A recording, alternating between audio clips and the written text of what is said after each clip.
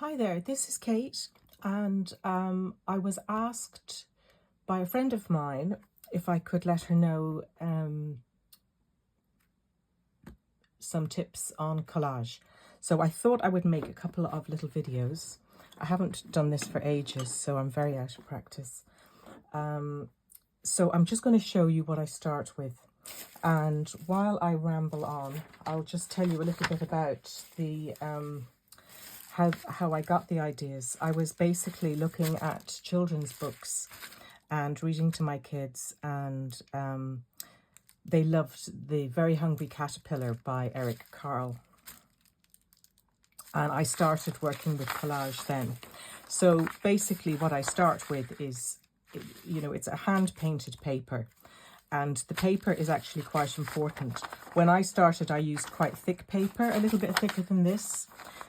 This is just white paper from a jotter, an unlined, unruled jotter, but it's quite thin. And then I progressed to tissue paper.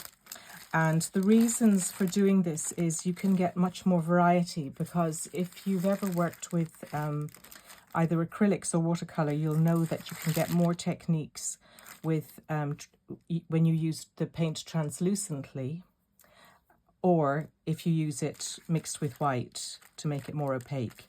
And so you want a variety of papers. So what I use at the moment is the thin paper like this, tissue paper. You can get the crispy kind of tissue paper from the art store. I also use old books, because I quite like the idea of text as a use in the pattern. It'll also give lines. It just builds up a little bit of the texture. I use paper from that comes from cosmetics, the little folded up the little folded up thing that comes in them, and medicine leaflets, that kind of thing, because it's lovely and thin, but it is opaque. So you have to remember that you're not going to get the translucent effect. So other papers that you can collect to use with collage, you can use coloured tissue paper, although it will fade because the inks used to print this will fade. You can use handmade paper like this, or actually it's probably not handmade, it's machine made, but I don't know if you can see. Let's put something white behind it. If you tear it, you get a lovely uneven edge there, and that in itself will lend itself beautifully to the texture and the collage that you're going to make. Books, old books. I think this is a kind of maybe rice paper type of thing. There's a Japanese calligraphy paper that has a little bit of translucency to it. That's actually quite good because it's quite strong. But it's the whole thing is experimentation. Let me see now. For varieties of paper, I think that's it for the surfaces. I've just found a piece of lace paper, which is like a very thin tissue paper with a pattern, and I use that. I don't actually paint it because it disintegrates quite easily, but I use this as a to overlay on collage or even on watercolor that I've painted. So that's that. So if we just go back to the simple paper, say tissue paper,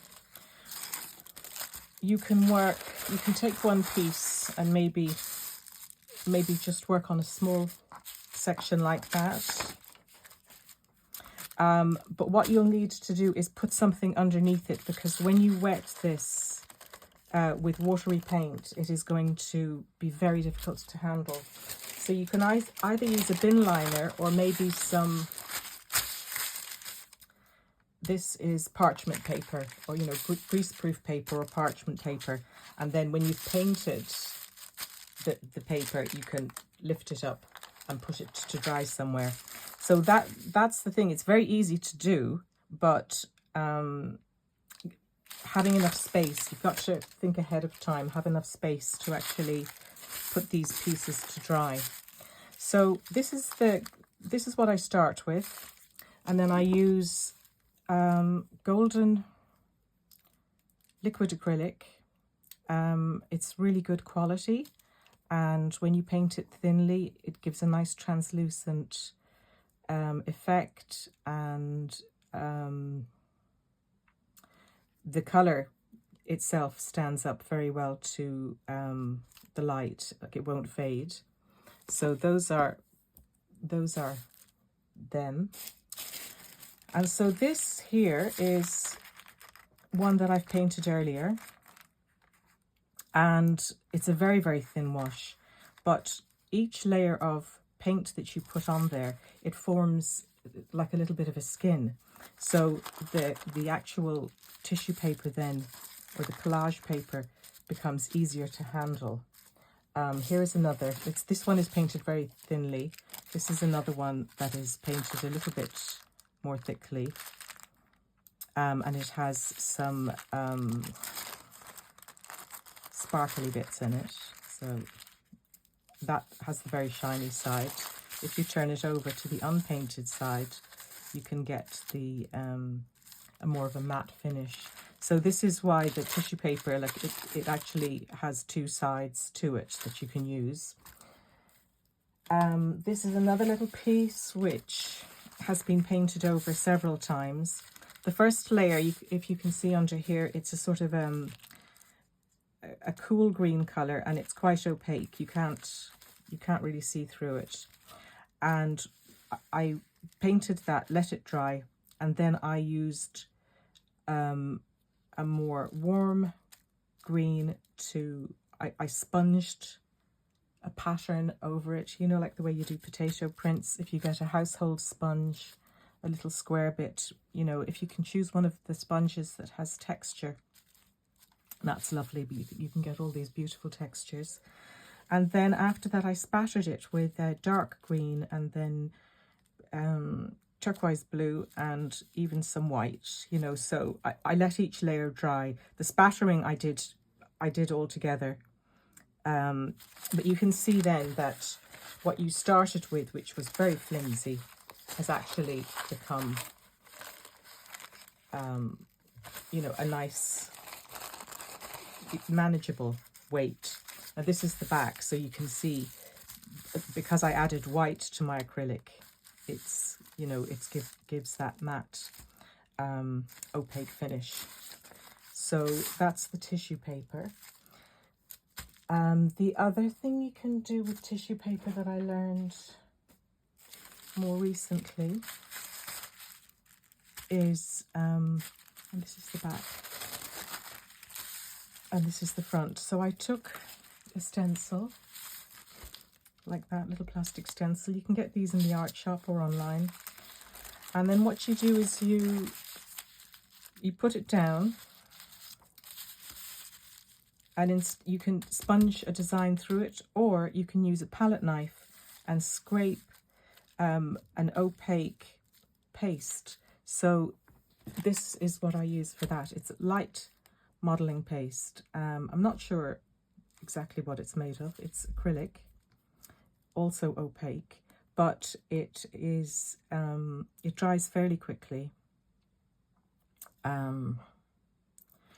You can use, I think when I didn't have this, I think I used just white opaque paint just to see if that worked, and I think it was quite nice actually. I'm not sure where I've put that piece, but light modelling paste, and you put a blob on, and then you press it through with a palette knife. Let's see, that one here, like this, and you scrape it through like that, peel off the stencil, and then you let that dry. But that gives a lovely kind of a finish. So if you were to layer this over a piece of collage. You can see the lightest bit of green coming through, but when you use the glue, this background almost disappears. And I'll show you more examples of that, but just, you know, otherwise it's just way too much in one video. So the glue that I use when I'm actually pasting down the collage is, there's different models on the market. Fluid matte medium. You can also get a gloss. So if you're pasting a lot of this, the fact that it's matte, it kind of takes the color down a little bit. So you might want to, I've seen some artists use a mixture half and half of matte and gloss. So personally, I don't really like a glossy finish, but it does help with the translucency, which is, you know, all of these different things work their way into the actual creation, because instead of using a pencil, you're actually using skins of paint on the tissue paper, and the finish is going to affect the overall piece. So again, it's a subtlety that you'll get to understand when you start to use it. So this is perfect for the thin pieces of tissue paper. If you're going to use wrapping paper or even newsprint, which is quite heavy, I use the extra heavy gel, which is it's the same. It's the glue, but less water. So that's actually much better for heavier papers. So once you start on this road, you'll end up feeling all sorts of different types of paper. You can get, let me see now, where did I put the, oh yes, you can get paper with fibres in it.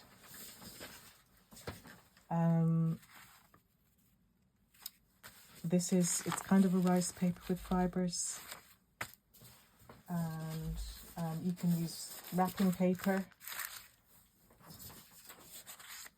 pages from books, and all sorts of everything. And going back to the tissue paper, if you do some stamping, these are just rubber stamps. The ink that I used here is alcohol based, so when you get a little ink pad, make sure it's the alcohol based one, because when you wet it, it doesn't run. So it's the same with the acrylic paint. Why you would use acrylic paint instead of watercolor, it doesn't run. And because you're going to be applying, whether it's the watery glue or even this, you know, it's still wet, so you have to be careful. You could also use a Pritt stick, and sometimes when I'm on the go, that's what I use. So just a glue stick. And yeah, there's also a paste that you can make, but I kind of tend to go for the easy one. These are more examples of little stamps.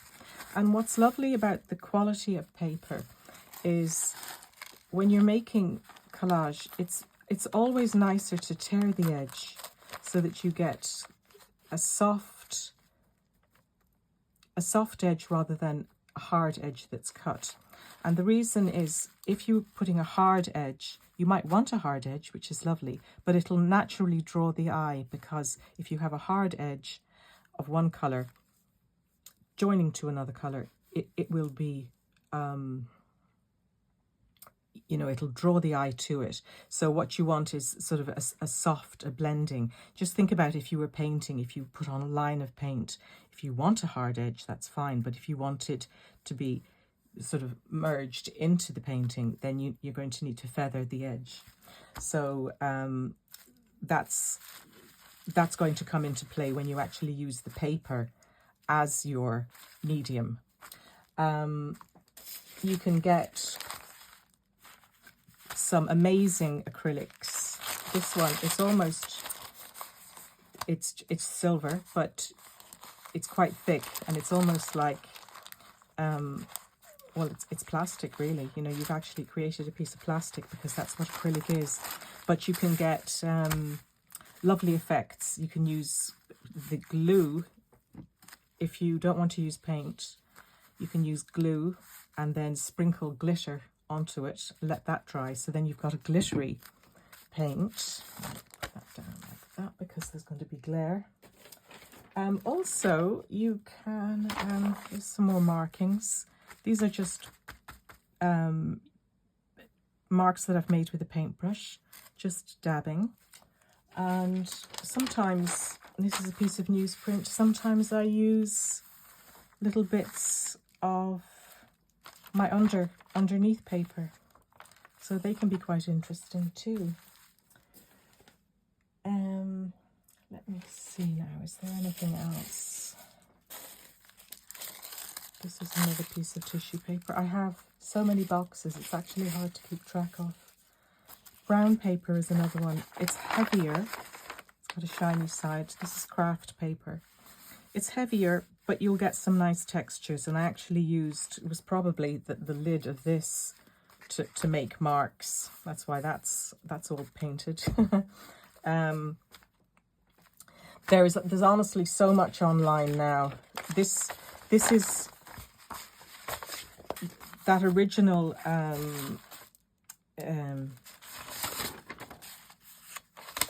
ledger paper, notebook paper, but it's gone very, very thick, because there are maybe 3 or 4 different layers of paint put onto that.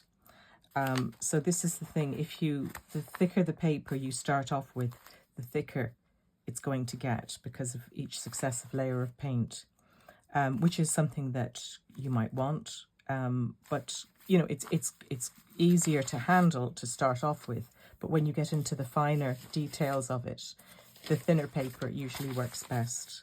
This one again was just, I think it was just blotting up what had been spilt.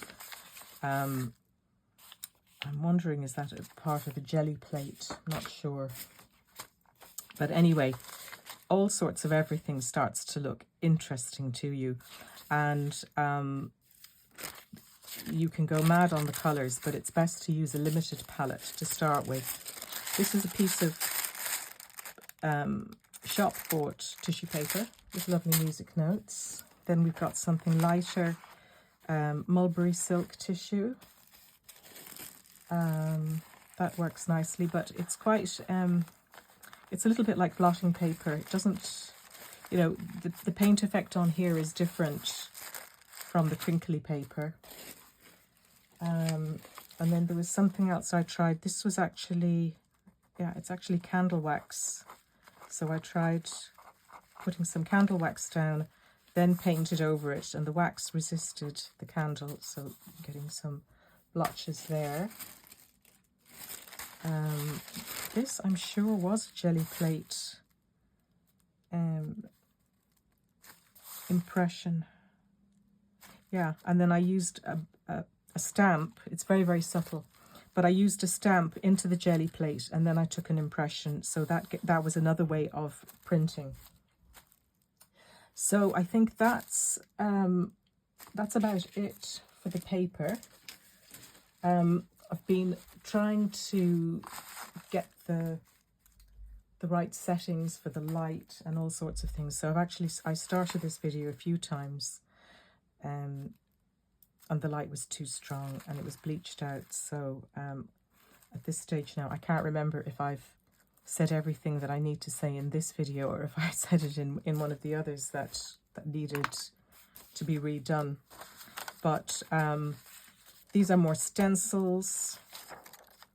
It's a lovely one with feathers. I've used this quite a lot, even in my watercolour paintings.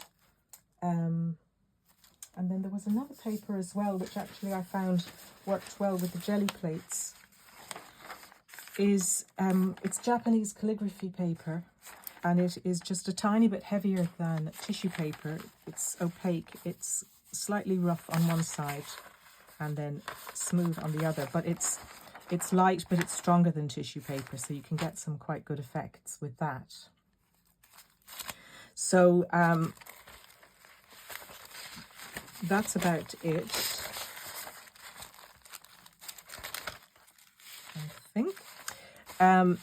If you have any questions, or if I've actually forgotten to put something in to the video, just comment below, and then that'll help me with working out what to do for the next video. So that's it for the moment. Thank you for watching, and let me know what you're making, and I shall get back to you with another video in the series. Bye.